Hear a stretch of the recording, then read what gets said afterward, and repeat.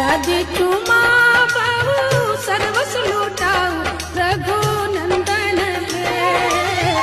ये दादी मन से आशीष सुना हो रघुनंदन है। ये दादी